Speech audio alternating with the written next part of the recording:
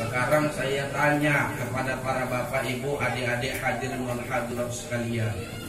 Kita ini mengaku apa enggak kalau kita beriman kepada Allah? Bu, ibu beriman enggak sama Allah? Sanksi jawab. Beriman enggak, Bu? Dalam kitab Durratun Nasihin, baginda Rasulullah Muhammad sallallahu alaihi wasallam pernah bersabda, "Man fariha bidukhuli Ramadan, harramallahu jasadahu 'alan niran." Siapa yang bergembira menyambut datangnya bulan suci Ramadan, maka Allah Subhanahu wa taala akan mengharamkan jasadnya disentuh api neraka. Amin ya rabbal alamin.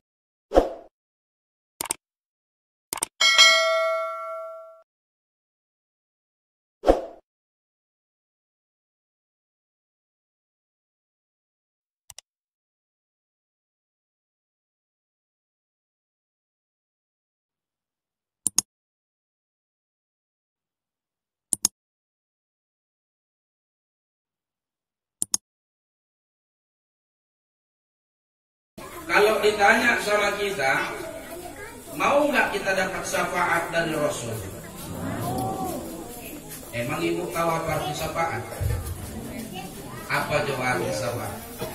Pertolongan. Ada yang bilang pertolongan.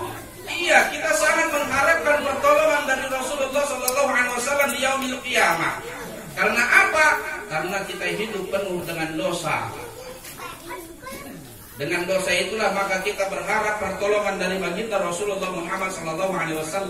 Nah, kalau kita mengharapkan pertolongan syafaat dari baginda Rasulullah SAW, maka salah satu syaratnya, salah satu yang bisa kita lakukan adalah dengan memperbanyak sholawat kepada baginda Rasulullah Muhammad SAW.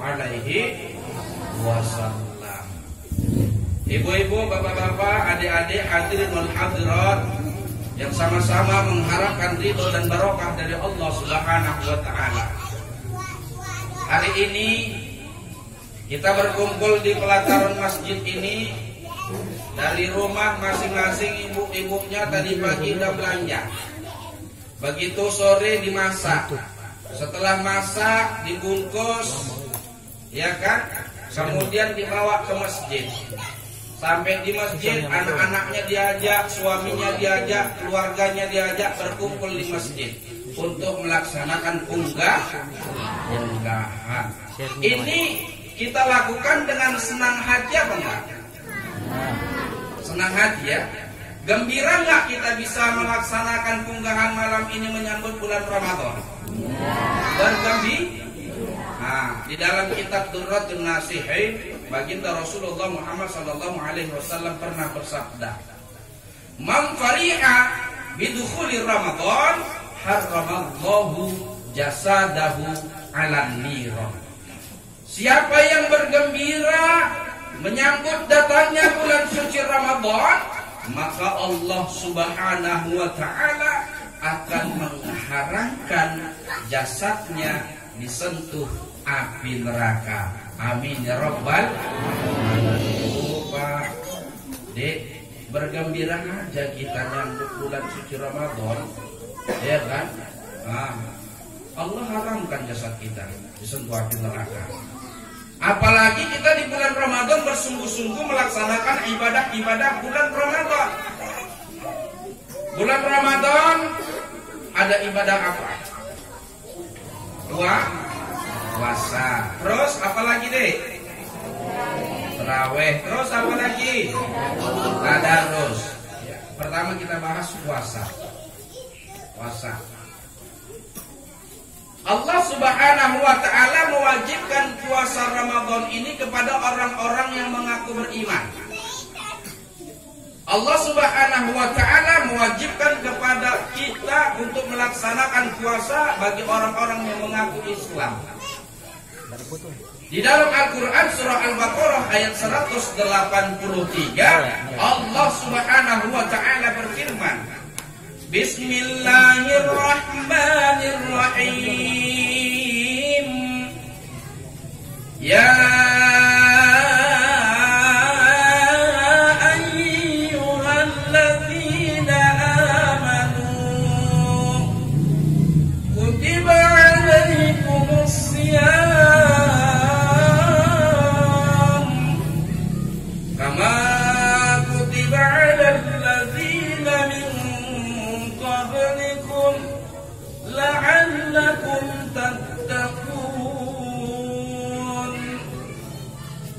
wahai orang-orang yang beriman, kata Allah, diwajibkan kepada kalian untuk melaksanakan ibadah puasa sebagaimana Allah telah mewajibkan atas orang-orang sebelum kalian agar kalian menjadi orang yang bertakwa.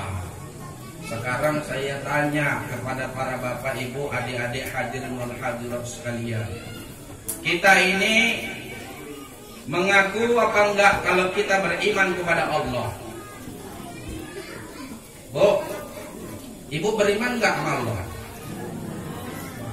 Samsi jawab. Beriman enggak, Bu? Bapaknya beriman enggak? Beriman. Apa bukti keimanan kita? Bukti keimanan kita salah satu di antaranya adalah menjadikan Allah Subhanahu wa Ta'ala sebagai satu-satunya Tuhan yang wajib disembah. Tidak ada Tuhan-Tuhan lain selain Allah Subhanahu wa Ta'ala. Sehingga dengan keimanan itu hadir kita malam hari ini. Itu menunjukkan kita beriman. Kalau sesangsi ditanya dites sama Ustaz beriman apa enggak, mikir-mikir ya kan. Beriman kita. Nah, ketika kita sudah mengaku diri kita beriman kepada Allah, maka selanjutnya apa yang Allah perintahkan di surah Al-Baqarah 183 tadi, kutiba alaikumusiyam. Diwajibkan atas kalian yang ngaku-ngaku tadi beriman kepada Allah, maka kalian wajib melaksanakan ibadah puasa di bulan Ramadan. Nah, ya. Wajib melaksanakan ibadah puasa bulan Ramadan, kecuali bagi ibu-ibu yang sedang hamil, yang sedang menyusui, kemudian mereka khawatir terkait dengan bayinya, terkait dengan kandungannya, sehingga menyebabkan mereka untuk tidak berpuasa, boleh. Kita melakukan perjalanan namanya safari dari Siantar menuju ke Pekanbaru, khawatir kita tidak tahan di jalan, tidak berpuasa, boleh. Sakit, kalau sakitnya khawatir menjadi lebih parah lagi, kalau kita melaksanakan puasa, boleh, tidak berpuasa, boleh. Tapi ya, satu lagi, kalau ibu-ibunya haid atau nifas, malah nggak boleh puasa, Bu, ya kan? Nah, tapi setelah itu berakhir, haidnya berakhir, nifasnya berakhir, sakitnya udah sembuh, perjalanannya tadi misalnya dilakukan ke Pekanbaru 1 hari 1 malam, enggak puasa kita 1 hari, tapi setelah berakhir Ramadan, yang ketinggalan tadi wajib kita ganti. Nah, ini dia. Kemudian untuk apa berpuasa itu? Untuk menjadikan kita menjadi orang-orang yang bertakwa. Jangan kita, Bu, Pak, ngaku Islam lah. Wah, Islamnya Islam. Aku udah 3 kali nih haji, aku dari makku udah 3 kali nih haji. Terus adikku punya travel umroh. Udah bolak-balik orang itu memberangkatkan orang umroh. Tapi karena Covid ini nggak boleh berangkat, dipending dulu. Tapi siang-siang udah nggak puasa, merokok pula di tengah jalan. Hai itu dah. Kalau yang lapar ini bisa dia tahan. Tapi kalau yang satu ini payah kali lah tahan. Ini aja nya penghalangnya, nggak bisa aku puasa gara-gara rokok ini. Na'udzubillah, na'udzubillah. Tapi itu di sananya itu, Pak. Kok di sini puasanya semua kan? Insya Allah. ya kan? Insya Allah. Bapak Ibu yang dimuliakan Allah Subhanahu wa taala. Nah, terkait dengan firman Allah Subhanahu wa taala 183 ini, bahwasanya Allah secara khusus memanggil, ya ayyuhalladzina amanu, kata Allah, wahai orang-orang yang beriman. Ya. Allah tidak berfirman di dalam surah Al-Baqarah ayat 183 itu, ya ayyuhan nas, wahai sekalian manusia. Tapi secara khusus Allah manggil orang-orang yang beriman, ya ayyuhalladzina amanu. Jadi oleh karena itu ayat surah Al-Baqarah ayat 183 ini ditujukan untuk kita. Jangan bilang lu aja kali dua kagak, nggak boleh. Tadi kita udah ngaku beriman. Nah, ini dia. Dengan ibadah puasa yang kita lakukan ini, maka insya Allah kita menjadi orang-orang yang bertakwa kepada Allah Subhanahu wa taala. Terus macam mana puasa bisa menjadi orang yang bertakwa? Nah, ini dia. Ya,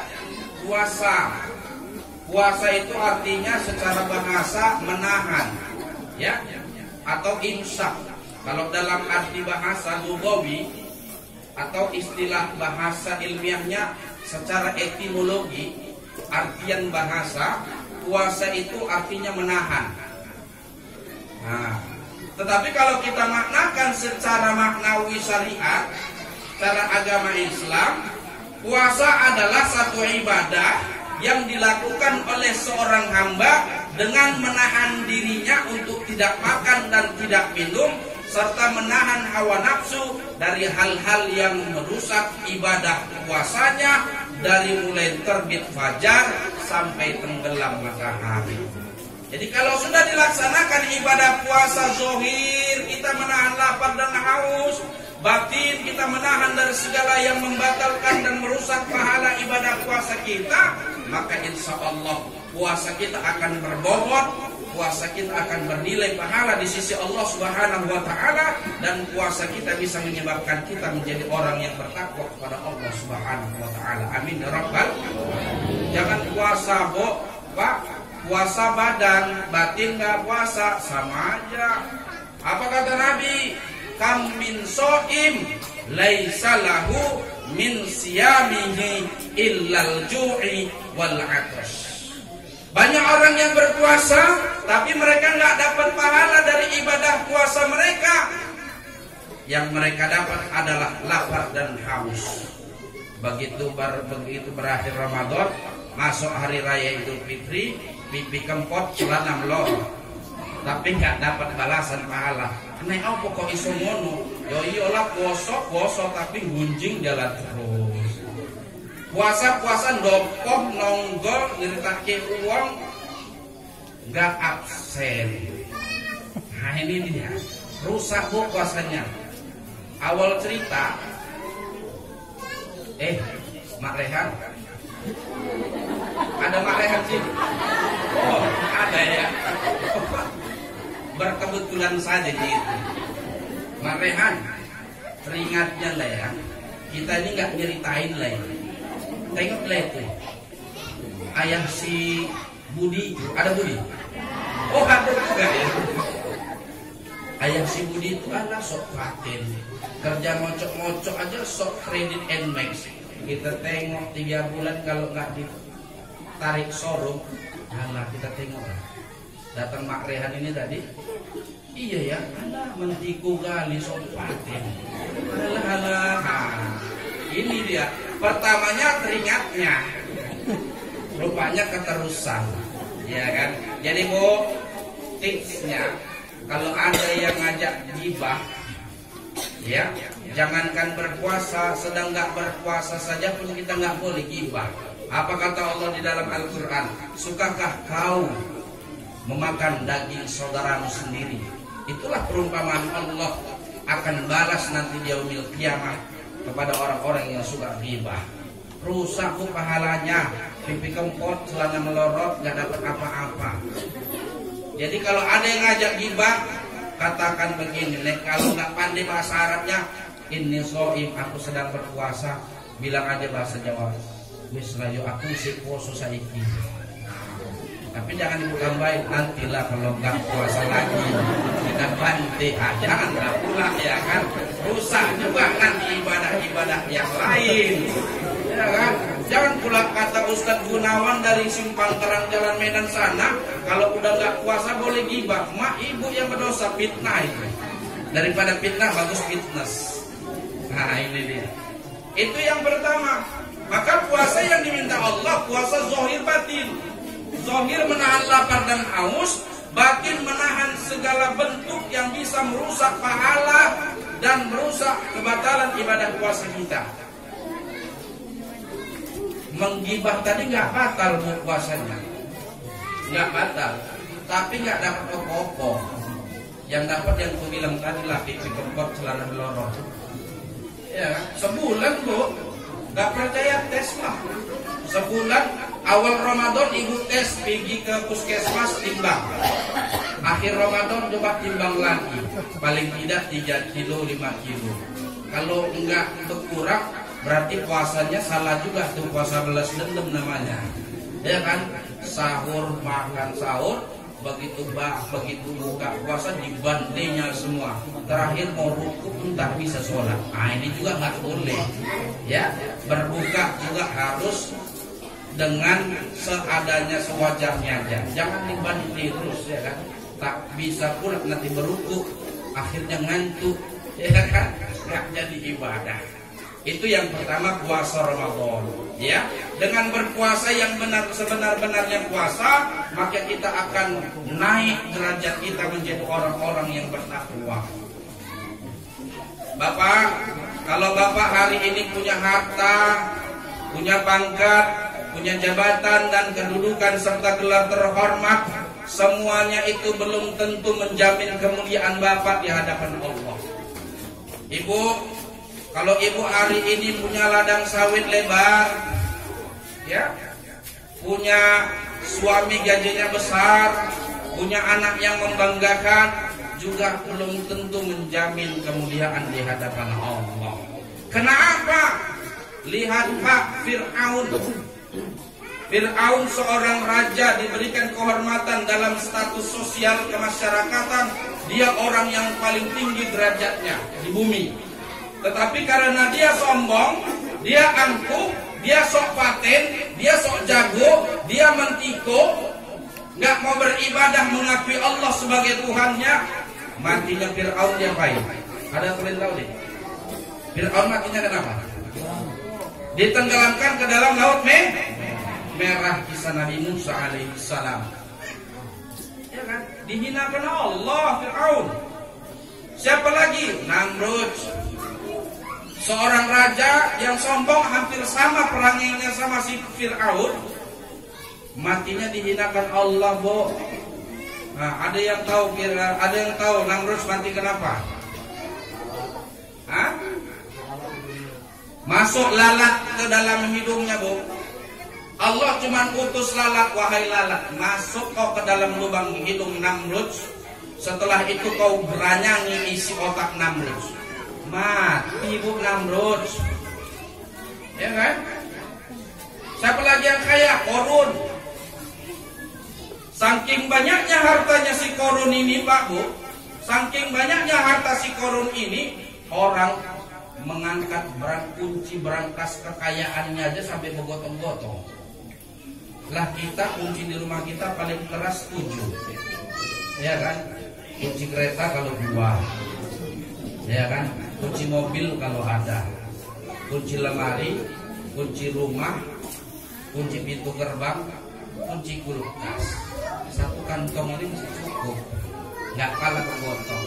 Terkadang masih punya mobil second aja, Allah nampak orang pura-pura nggak kenal Allah ya kan? Betul apa betul? Tapi kalau di sini nggak gitu ya kan Bu? Hah? Nggak beda. Ibu-ibu yang dimuliakan Allah Subhanahu wa taala, bapak-bapak yang dimuliakan Allah Subhanahu wa taala. Nah, dengan kesombongan si Korun ini, dia nggak mengakui bahwa rezeki apa yang dia miliki pada saat itu ada campur tangan Allah, maka Allah hinakan korun ke dalam perut bumi. Sampai-sampai kalau sekarang ada orang macul, bahasa Jawanya, nyangkol di belakang rumah, begitu 2 meter sampai ke dalam dapat kunci. Apa yang dibilang? Dapat harta karun. Itulah indeks negatifnya si korun yang dihinakan masuk ke dalam perut bumi.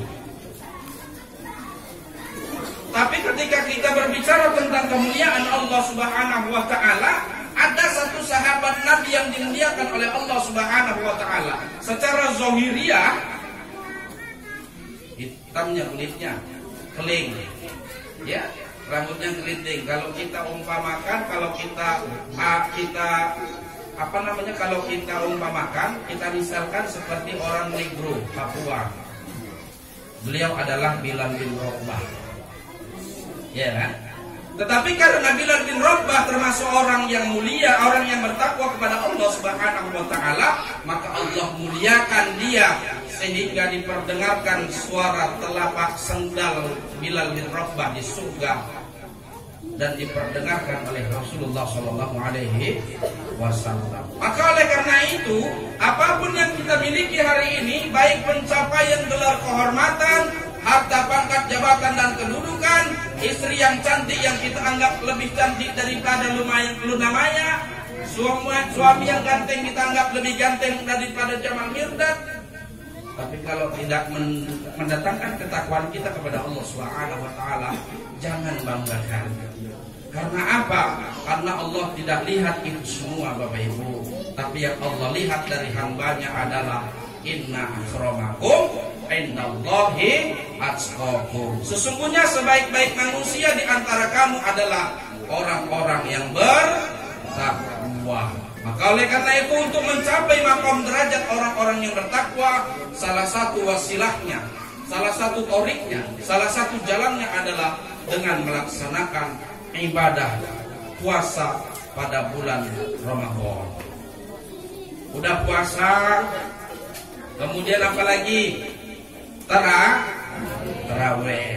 Nah, taraweh Bu, jangan puasa nggak sholat, sayang Bu puasanya. Ya, jangan kita puasa tapi kita nggak sholat, sayang ibadah puasa kita. Taraweh kita laksanakan. Ya, sudah puasa kita sempurnakan dengan taraweh, maka Allah Subhanahu wa taala akan buka pintu keampunannya selebar-lebarnya. Kita ngaku nggak sebagai orang yang berdosa? Tuh,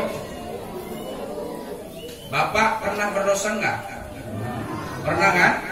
Terkadang mohon maaf Bu, Pak, lebih banyaknya ukiran dosa kita dalam satu hari dibandingkan ukiran kebaikan ibadah kita dalam satu harian. Nah, untuk mencapai ampunan Allah Subhanahu wa taala atas dosa-dosa kita ini, maka juga salah satunya dengan melaksanakan puasa, melaksanakan taraweh. Apa kata Nabi di dalam hadisnya? Man shoma au man qama ramadhana imanan wa ihtisaban, ghufira lahu ma taqaddama min dambi. Barang siapa yang melaksanakan ibadah puasa dan melaksanakan qiyamul lail, salat tarawih dilaksanakan, salat witir dilaksanakan, semuanya itu dilaksanakan dengan penuh keimanan dan pengharapan balasan pahala dari Allah, maka Allah akan hapuskan segala dosanya di masa lalu.